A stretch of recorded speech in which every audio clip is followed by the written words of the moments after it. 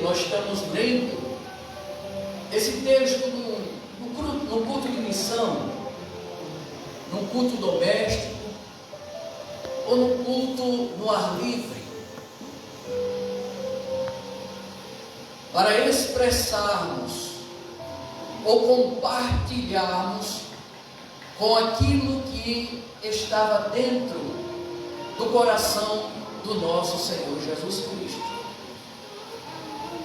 Nós sabemos que o ministério de Jesus foi um ministério pautado pela oração, pela pregação da palavra de Deus, pela pregação do Evangelho e também pelo ensino da palavra.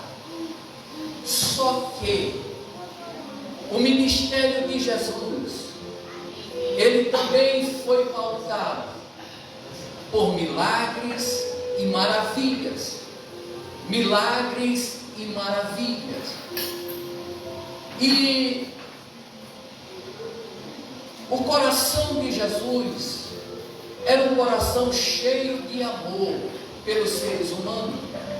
Jesus, ele era apaixonado pelos seres humanos, independente de quem quer que seja, independente se o cidadão ele tinha um grau elevado na sociedade, se ele era um mendigo, um desvalido, se ele era de classe nobre, se ele tinha uma posição elevada na sociedade, mas Jesus amava todos de igual modo.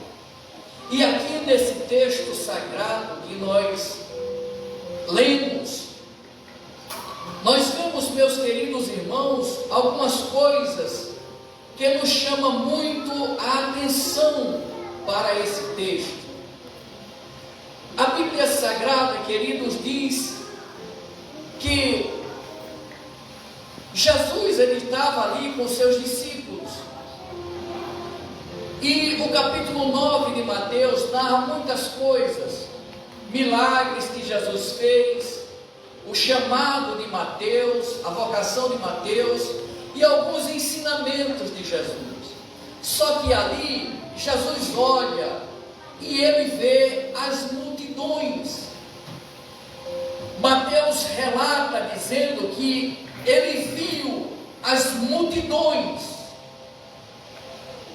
Lucas, no capítulo 4 e o versículo 18, Lucas escreve o que Jesus falou e qual era a missão que ele iria exercer aqui na terra.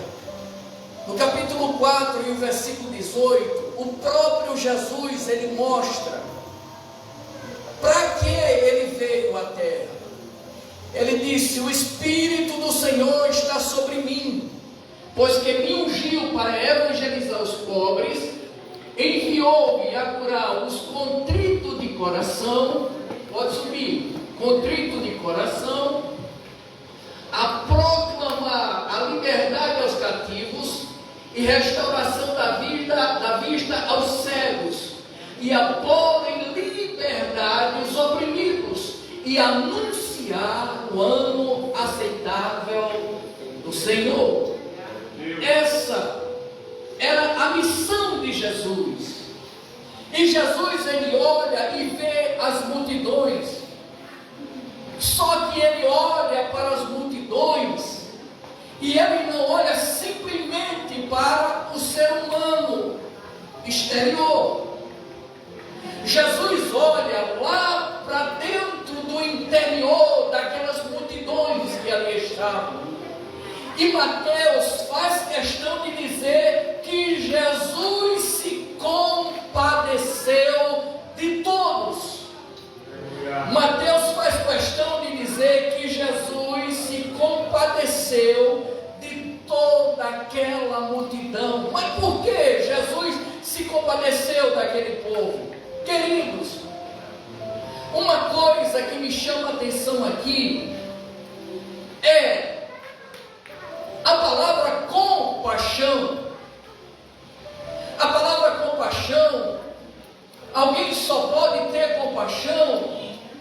se ela tiver amor dentro da sua alma, se eu tenho amor dentro do meu coração, se eu tenho amor dentro do meu coração, e eu vejo alguém com algum problema, com certeza eu vou ter compaixão daquela pessoa. Por quê? Porque a compaixão, ela é nada mais, nada menos do que o reflexo do amor que existe dentro de nós. Quando a Bíblia diz que Jesus teve compaixão daquele povo, ele estava mostrando que dentro dele havia amor. E a compaixão é um sentimento de piedade com sofrimento alheio, ou seja, é um sentimento de pesar, de tristeza causado pela tragédia alheia e que desperta a vontade de ajudar e confortar quem dela padece. Aleluia. Meus queridos irmãos, não existe missão sem amor. Não existe missionário sem amor. Não existe missão sem compaixão. Porque o que leva a nós pregar o Evangelho ou evangelizar é o amor de Deus que está dentro da nossa alma, que nos faz enxergar a situação pecaminosa das pessoas e também ver o sofrimento causado pelo diabo dentro da alma daquela pessoa. O ministério de Jesus foi pautado pela compaixão. Como assim, irmão Moisés? A Bíblia Sagrada narra, Lucas relata no capítulo 7, o versículo 11, a partir do versículo 11, que quando Jesus vai chegando numa cidade chamada Naim, ele dá de cara com um enterro, com um cortejo fúnebre. Quando ele vai chegando na porta da cidade, a Bíblia diz que vai saindo um cortejo fúnebre. E Jesus, como ele tinha uma visão aguçada, uma visão de águia, ele olha para aquela multidão e ele vê uma mulher que estava chorando. E Lucas faz questão de dizer que Jesus teve compaixão daquela mulher. Por quê? Porque ela era viúva e era o único filho que ela tinha, ela havia perdido para a morte. E Jesus odeia a morte. Aleluia! A Bíblia diz que quando Jesus olhou para aquela mulher chorando, ele sentiu compaixão dentro da sua alma. E ele olhou para aquela mulher e disse: mulher, não chore. Meus irmãos, uma coisa é eu dizer para alguém: pare de chorar, não chore.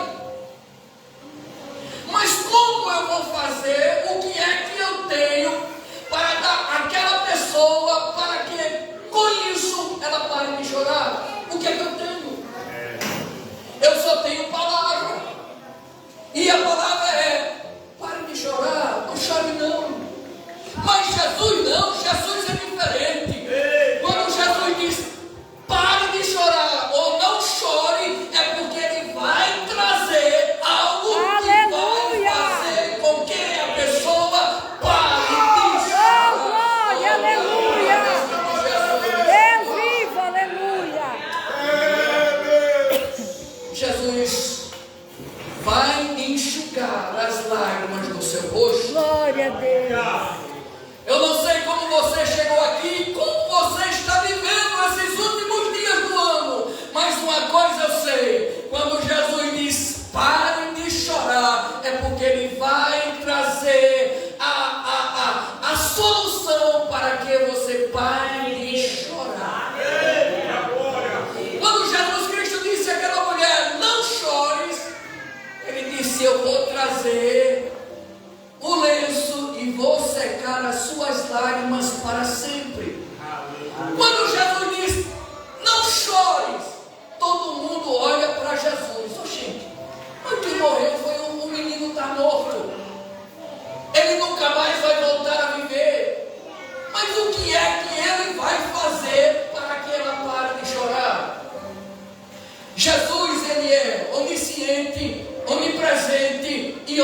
onipotente, Ele conhece o seu coração, Ele sabe o que você sente, Ele sabe quem é você, Ele sabe o que você necessita, e Ele pode mudar a história da sua vida para a glória do seu santo nome.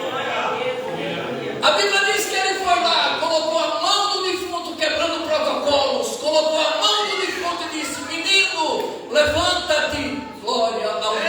Aleluia! Imediatamente o menino levantou e ele deu a sua mãe: pare de chorar, não chore mais, aqui está seu filho, convida,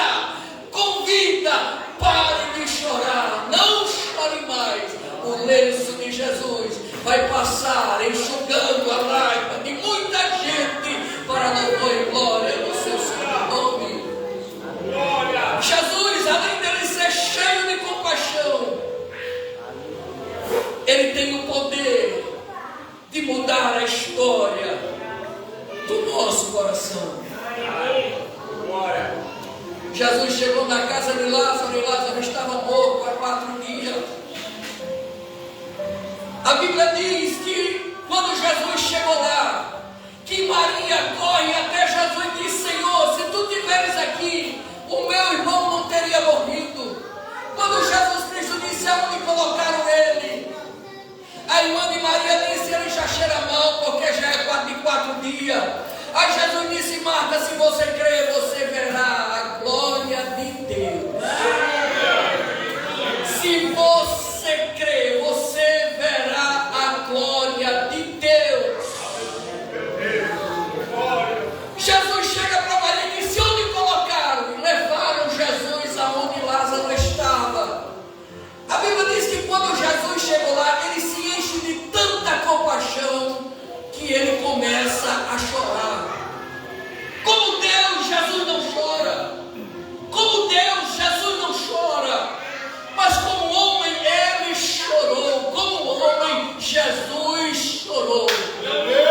Diante daquilo que ele estava vendo. Mas o que Jesus estava vendo que levou ele a chorar? Quando disseram que Lázaro estava dentro do buraco e uma pedra tapando o buraco. Por que Jesus chorou? Sabe por quê? Já era 4 dias. Lázaro era amigo de Jesus. Lázaro era amigo de Jesus. E Jesus olhou lá para dentro com a visão de Deus e viu os bichos comendo a carne de Lázaro. Jesus viu a carne de Lázaro se decompondo. Jesus viu o mau cheiro que aquilo estava exalando. E Jesus olhou e ele viu que ele não fez o homem. Ele não fez o homem para aquilo. Ele fez o homem para viver eternamente com ele. Mas o homem pecou e por causa do pecado a morte entrou no mundo. E Paulo diz: por isso que todos pecaram e porque todos morreram. Jesus orou e ele não suportou. E agora Jesus, com a raiva da morte, Jesus disse: Lázaro, saia para fora. E a Bíblia diz que Lázaro saiu para fora. Não sei como foi que ele saiu de lá, mas eu sei que diante da autoridade de Jesus, até quem está morto há 4 dias recebe a vida de volta para a glória. Aleluia! Glória, glória a Isso é Deus! o amor de Jesus, é a sua compaixão para conosco, seres humanos. Aleluia, Jesus! Mas o que é que eu quero dizer com isso, queridos? Sabe o que é? É que Paulo, quando escreve aos Filipenses, no capítulo 2 e o versículo 5, Paulo disse que haja em vós o mesmo sentimento que houve no Senhor Jesus Cristo. Você entendeu a palavra de Deus? Paulo disse que haja em vós o mesmo sentimento que houve no Senhor Jesus Cristo. Que sentimentos são esses?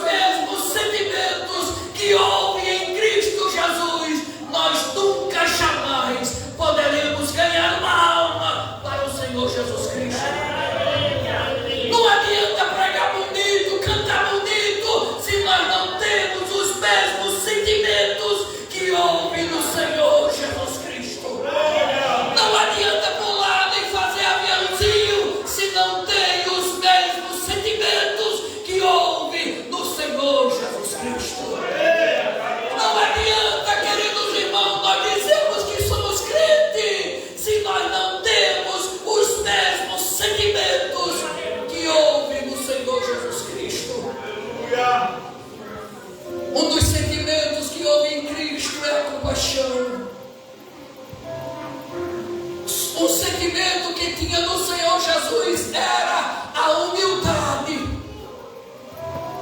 Muitas das vezes nós somos arrogantes, muitas das vezes nós somos orgulhosos, muitas das vezes, queridos irmãos, passamos a largo quando nós temos alguém jogado na sarjeta. Queremos falar de Jesus dentro da igreja, mas lá fora nós não queremos. Por quê? Porque não existem os mesmos sentimentos que houve no Senhor Jesus Cristo. A humildade, queridos, é nós esvaziarmos de nós mesmos, é nós nos considerarmos menor do que os outros, é abrir mão do nosso egoísmo, das nossas vaidades, do nosso orgulho, que muitas das vezes perpetua dentro do nosso coração, nos impedimos de sermos ganhadores de almas para Jesus. Jesus não se compraz com discursos bonitos, com pregações eloquentes.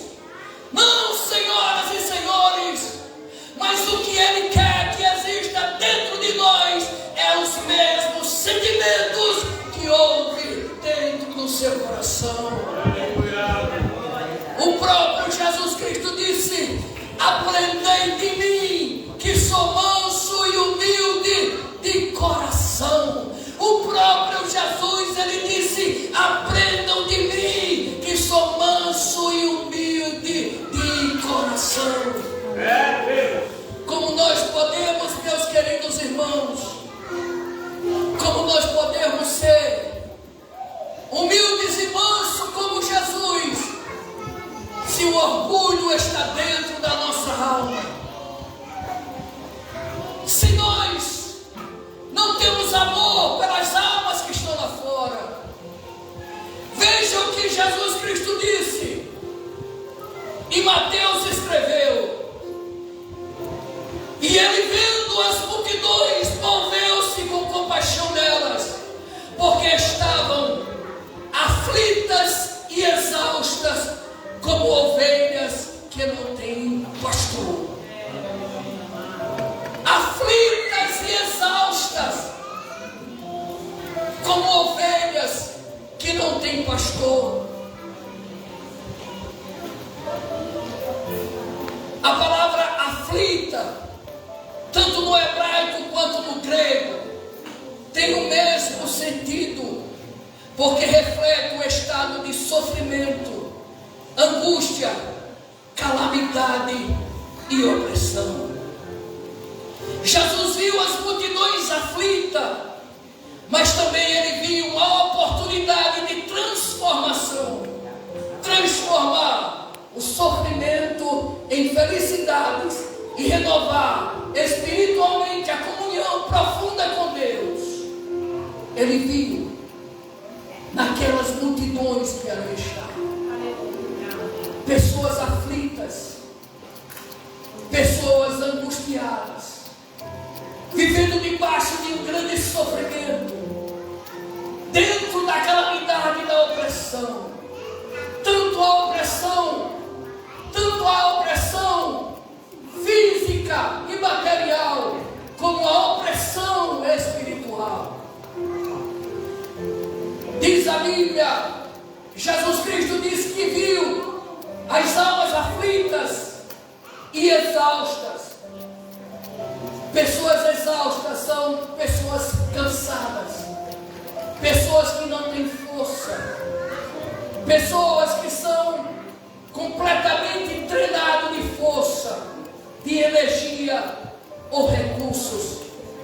Jesus viu aquelas multidões, irmãos, como ovelhas sem rumo, sem direção, sem estabilidade, desanimadas e vazias de Deus, necessitando de descanso e de uma renovação espiritual. Jesus disse que Ele é o descanso para todas as almas. Aleluia. Ele disse: vinde a mim, todos que estão cansados e oprimidos, e eu vos aliviarei. Tomai sobre vós o meu jugo e aprendei de mim, que sou manso e humilde de coração.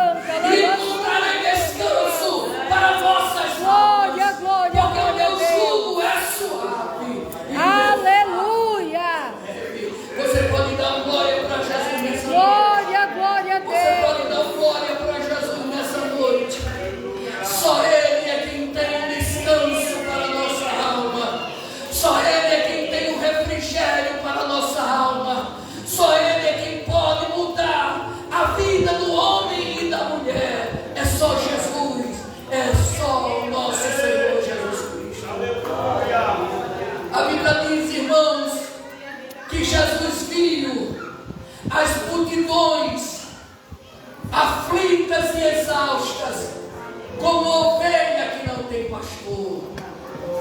Jesus olhou para aquelas vidas, para aquelas pessoas, e ele viu como ovelhas que não têm pastor. Queridos irmãos, quando Jesus disse que aquelas pessoas estavam como ovelhas sem pastor, é porque Jesus viu, ele teve duas visões. Na área moral, aquele povo não tinha um governante.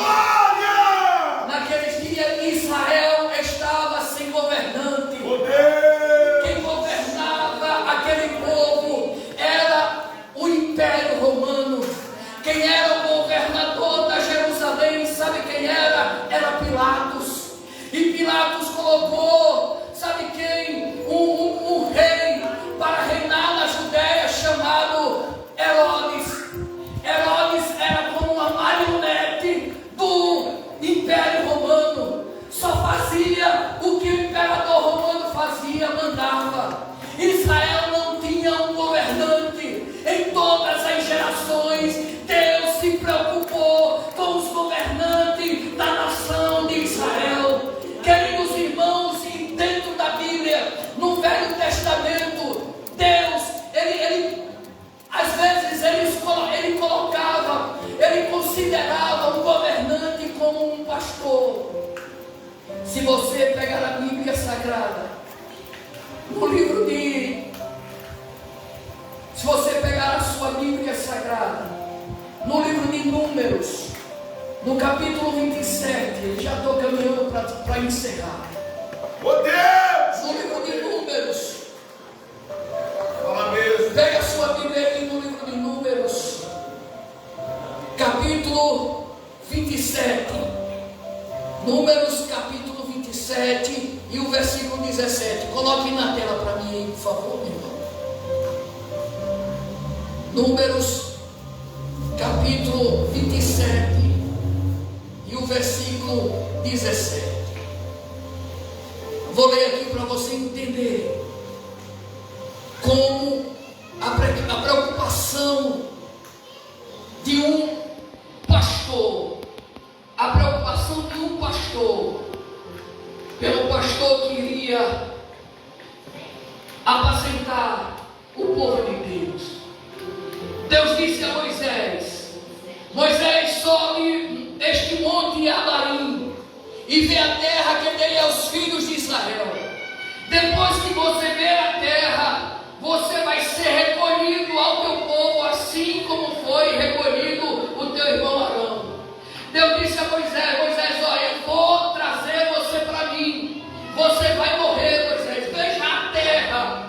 Você não vai entrar na terra, porque você me desobedeceu. Quando eu mandei você ferir a rocha, falar a rocha, você feriu a rocha. E por isso você não vai entrar na terra que eu dei aos filhos de Israel. Aí veja, queridos irmãos, a preocupação de Moisés. Moisés não reclamou de Deus. Moisés não blasfemou contra Deus. Moisés não ficou zangado contra Deus. Mas Moisés disse o seguinte ao Senhor.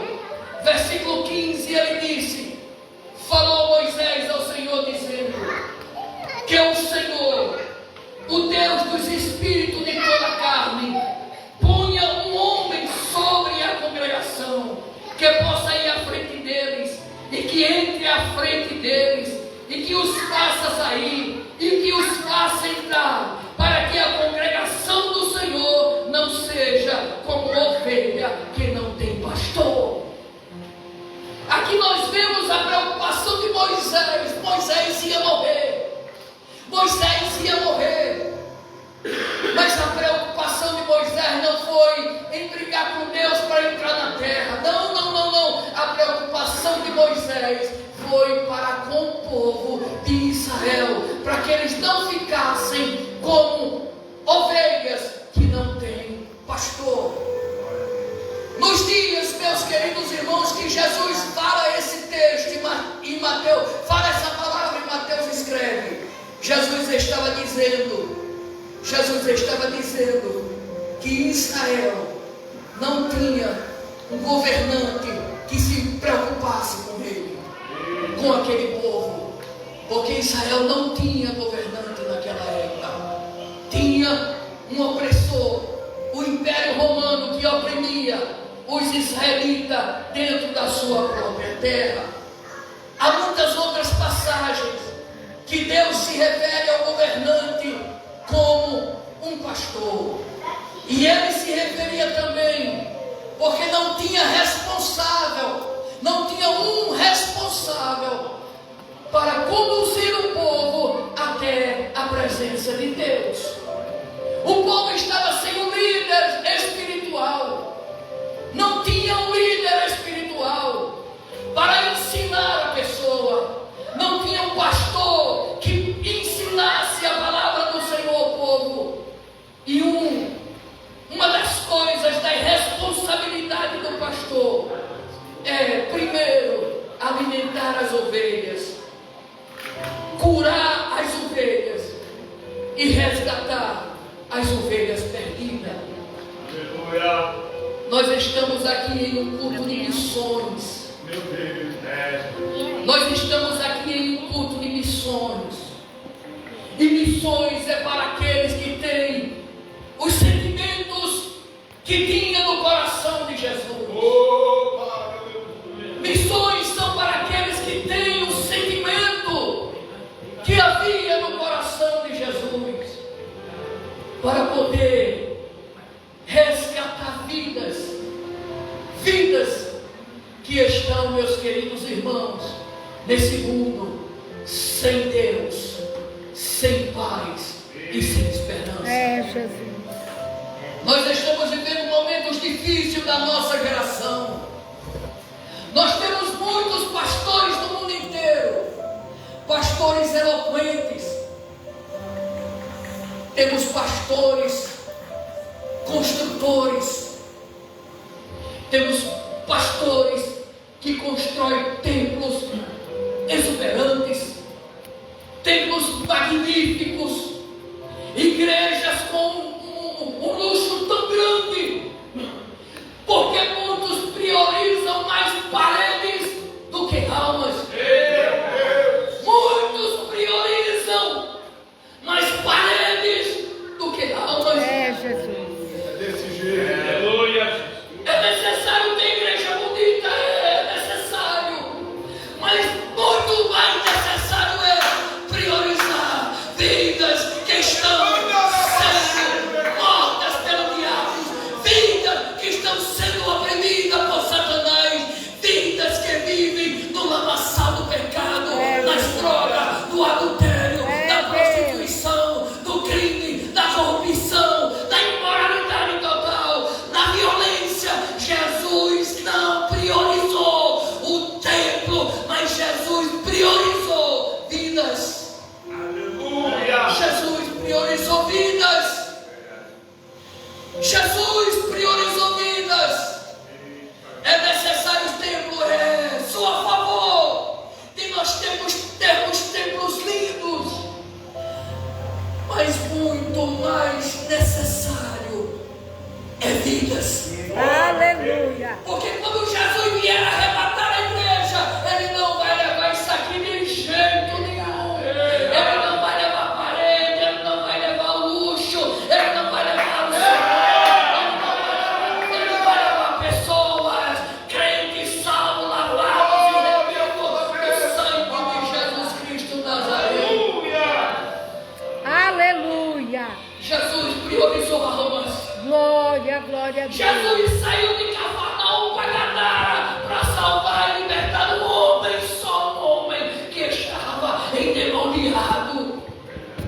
Jesus saiu da Galileia para Samaria para salvar uma mulher que estava vivendo uma vida de adultérios e prostituição. Jesus subiu ao monte para ensinar o povo a viver uma vida digna diante da presença de Deus. Jesus tinha visão. Ele viu o que? As multidões. Glória. Ele tinha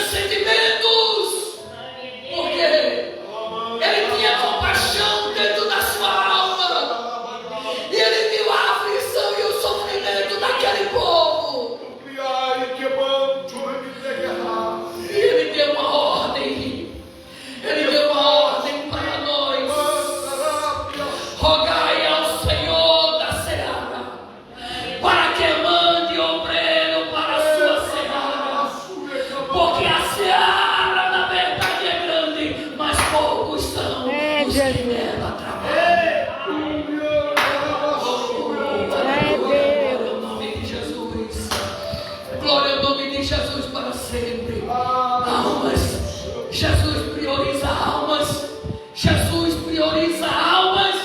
E a responsabilidade está sobre os nossos ombros de buscá-las, para que Jesus possa salvá-las, perdoá-las e colocar elas aqui dentro para aprender a palavra. Glória a Deus. Temos que ser missionários nessa geração. Talvez eu acho que não fosse essa palavra que você queria ouvir nessa noite, mas eu me coloco à disposição do Espírito Santo para pregar essa palavra. Aleluia. E que o Espírito Santo coloca dentro da minha alma, eu não levo para casa de jeito nenhum. Eu não levo. A palavra é essa. Então olhe para você. Veja se há os mesmos sentimentos que houve no Senhor Jesus Cristo. E em 2026 você não vai prosperar riquezas materialmente se haver esse sentimento de que houve no Senhor Jesus dentro de nós. Nós vamos ser ricos e prósperos espiritualmente. Por quê? Porque nós vamos trazer pessoas para a casa de Deus. Aleluia. Pessoas para a casa de Deus, independentemente de quem seja. Pessoas para a casa do Senhor. Fique de pé, por favor. Glória a Deus. Aleluia. Existe um chamado de Deus para a sua vida. Aleluia. Existe um chamado de Deus para a sua vida. Aí você diz: não, Moisés, eu já sou velho, eu vou completar 60 anos amanhã. Mas não perca a esperança de levar a palavra de papai em todos os lugares aqui de Juqueirópolis. Aleluia. Trabalhei o ano todinho num horário muito ruim que me impedia de ir para a igreja. Mas eu estava lá falando de Jesus para os meus colegas. Aleluia. A oportunidade que eu tinha, estava falando de Jesus para esse povo. Porque ele precisa. Não são os seus cabelos brancos que Deus conta com ele. Porque seus cabelos brancos para Deus não influenciam em nada. O que ele quer é a sua e a minha disponibilidade para levar a sua palavra. Aleluia. Para levar a sua palavra. Quando Isaías teve a visão de Jesus, aí ele disse: Senhor, eis-me aqui, envia-me a mim. Feche os seus olhos, por favor. Já passei do horário 100 minutos. Feche os seus olhos, por favor. E olhe ao seu redor, ao redor da sua casa. Olhe para o seu vizinho. Você ouve um barulho terrível dentro da casa dele ou dela. Você não sabe o que é. De repente você vê falatórios. Agora entenda que aquilo ali, sabe o que é? São demônios tentando destruir os lares das pessoas, querendo destruir os casamentos, querendo destruir a família. Olha ao seu redor e tenha a visão de Jesus. Veja as pessoas ao seu redor, aflitas, exaustas, um sofrimento terrível. Tente se compadecer deles nessa noite. Sinta a compaixão que Jesus Cristo sentiu naquele dia. Glória a Deus. Onde ele estava ali ensinando. Sinta e veja a necessidade dos nossos semelhantes.